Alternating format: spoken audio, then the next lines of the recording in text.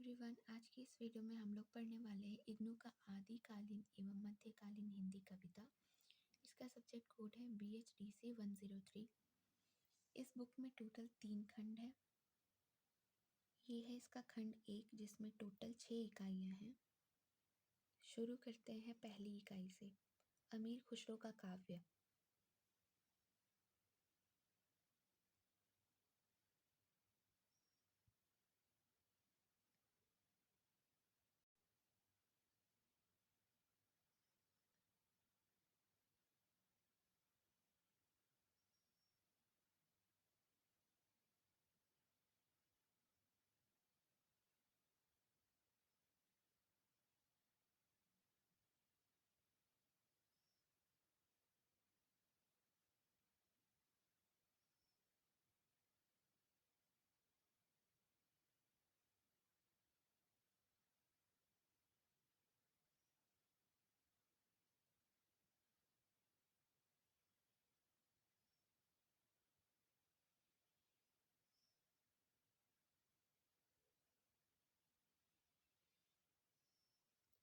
अब बोध प्रश्नों को हल कर लेते हैं। प्रश्न का, अमीर खुसरो का वास्तविक नाम बताइए। उत्तर, अमीर खुसरो का वास्तविक नाम अबुल हसन था। प्रश्न का, अमीर खुसरो ने अपनी भाषा को किस नाम से पुकारा। अमीर खुसरो ने अपनी भाषा को हिंदवी नाम से पुकारा। प्रश्न ग, अमीर खुसरो के पिता का नाम बताइए, भारत में उनका निवास कहाँ था। अमीर खुसरो के पिता का नाम अमीर सैफुद्दीन था। भारत में उनका निवास उत्तर प्रदेश के एटा जिले के पटियाली गांव में था। घ, अमीर सैफुद्दीन किस कबीले से संबंधित थे और कहाँ के रहने वाले थे। अमीर सैफुद्दीन लाचीन कबीले से संबंधित थे। वे तुर्किस्तान के रहने वाले थे। प्रश्न संख्या 2, अमीर खुसरो के जीवन का परिचय 10 पंक्तियों में दीजिए। अमीर खुसरो के जीवन काल की अवधि 1255 ईस्वी से 1324 ईस्वी के बीच विस्तृत है। उनका जीवन अनेक अतियों के बीच गुजरा। उनके जीवन में बर्बादी और आबादी, तबाही और तामीर, जंग और अमन, दुख और सुख जैसे पहलू शामिल रहे, जिनके बीच वे योद्धा भाव से जीवन गुजारने में सफल रहे। कम उम्र में ही वे दिल्ली की साहित्यिक दुनिया में एक उम्दा शायर के रूप में प्रतिष्ठित हो गए। उनकी विद्वता से प्रभावित होकर बुगरा खां ने उन्हें पटियाला स्थित अपने दरबार में रख लिया। जब बुगरा खां बंगाल बगावत को कुचलने को रवाना हुआ, तब अमीर खुसरो भी फौज में शामिल किए गए। उन्होंने जंग को बहुत करीब से देखा। गयासुद्दीन बलबन ने बुगरा को बंगाल का हाकिम नियुक्त किया। उसने खुसरो को अपने साथ रखना चाहा, पर खुसरो दिल्ली लौट आए। प्रश्न 3, अमीर खुसरो की हिंदवी की प्रमुख रचनाओं का परिचय दीजिए। अमीर खुसरो की हिंदवी की प्रमुख रचनाएं हैं खालिक बारी या निसाबे ज़रीफ़ी या मज़ूमे खुसरो। यह हिंदवी फारसी शब्दकोश है जो काव्यमय है।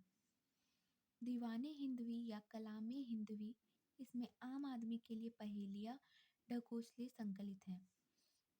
तरानाए हिंदवी या कलामे हिंदवी, इसमें आम भाषा में पहेलियों, ढकोसलों, दो सुखानों, सावन, बरखा, शादी आदि गीतों, गज़लों, कव्वालियों को संकलित किया गया है।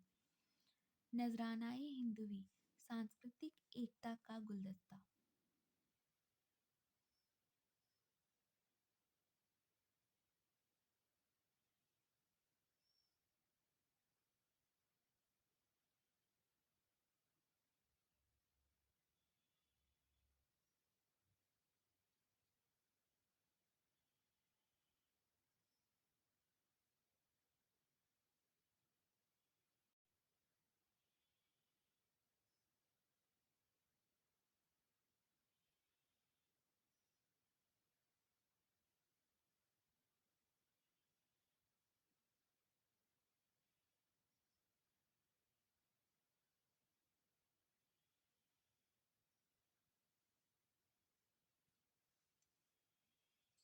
प्रश्न 4, क, बूझ पहेली तथा बिन बूझ पहेली में अंतर बताइए।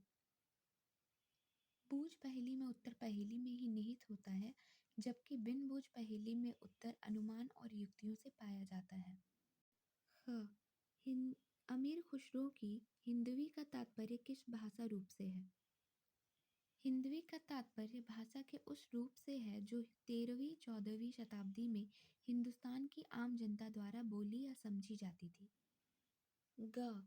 दो सखूने का अर्थ स्पष्ट कीजिए। फारसी भाषा के शब्द शखून का अर्थ कथन अथवा उक्ति है।